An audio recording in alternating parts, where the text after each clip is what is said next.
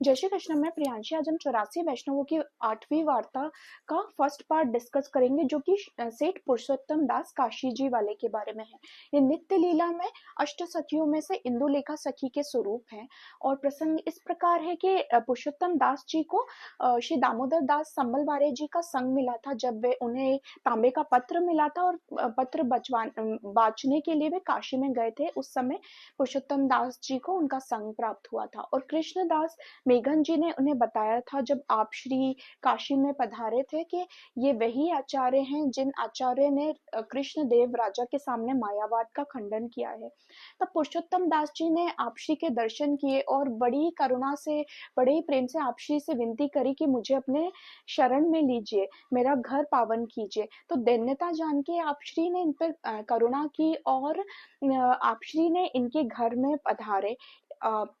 पुरुषोत्तम दास जी मदन मोहन ठाकुर जी की सेवा करते थे और आप श्री इनके घर गए। तब आप श्री ने पुरुषोत्तम दास जी को, उनकी बेटी रुक्मणी जी को और उनके बेटे गोपाल दास जी को नाम दिए और ब्रह्म संबंध करवाए। इस पर पुरुषोत्तम दास जी ने आप श्री से विनती करके पूछा, अब मेरे लिए क्या आज्ञा है महाराज। इस पर आप श्री ने उन्हें आज्ञा की कि तुम पुष्टि के मार्ग के भाव से श्री ठाकुर जी की सेवा करो। पुरुषोत्तम दास जी उनको मदन मोहन ठाकुर जी उनके घर की नींव से मिले थे। जब उनके पास 10-15 हजार रुपए हुए, तब उन्होंने अपना घर बनवाया और घर की नींव में से मदन मोहन ठाकुर जी और बहुत द्रव्य भी निकला। कुछ 60 करोड़ का द्रव्य उनको अपने घर के नींव में से मिला था। और पुरुषोत्तम दास जी के पिताजी भी मदन मोहन ठाकुर जी की सेवा करते थे और उनकी देह भी सेवा करते करते ही छूटी थी।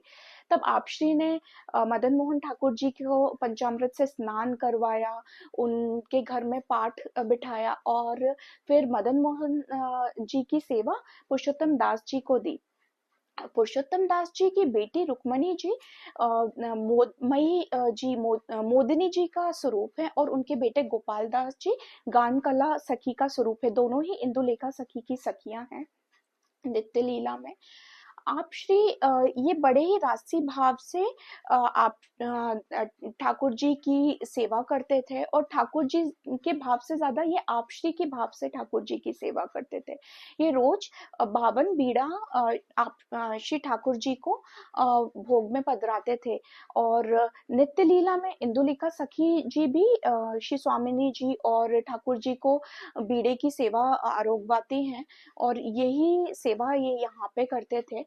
20 बीड़ा क्योंकि ठाकुर जी को विश्वास प्रिय है, इसलिए 20 बीड़ा श्री ठाकुर जी के भाव से बदराते थे। और 32 बीड़ा श्री स्वामिनी जी को श्रृंगार प्रिय है, तो जुगल स्वरूप के श्रृंगार के रूप से 16 दूनी 32, ये 32 बीड़ा श्री स्वामिनी जी के श्रृंगार, जुगल स्वरूप के श्रृंगार के भाव से बदराते थे। ये बड़े ही भाव से सेवा करते थे।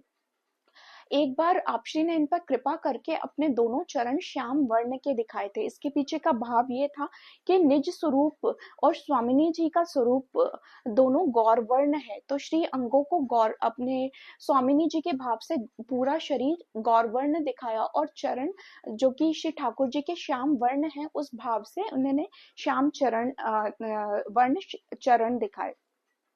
इसके पीछे का भाव यह है कि नित्य लीला में श्री ठाकुर जी श्री स्वामिनी जी के चरणाश्रित है और आप श्री की इन पर बड़ी ही अनुग्रह था। जय श्री कृष्ण। श्री वल्लभाधीश की जय।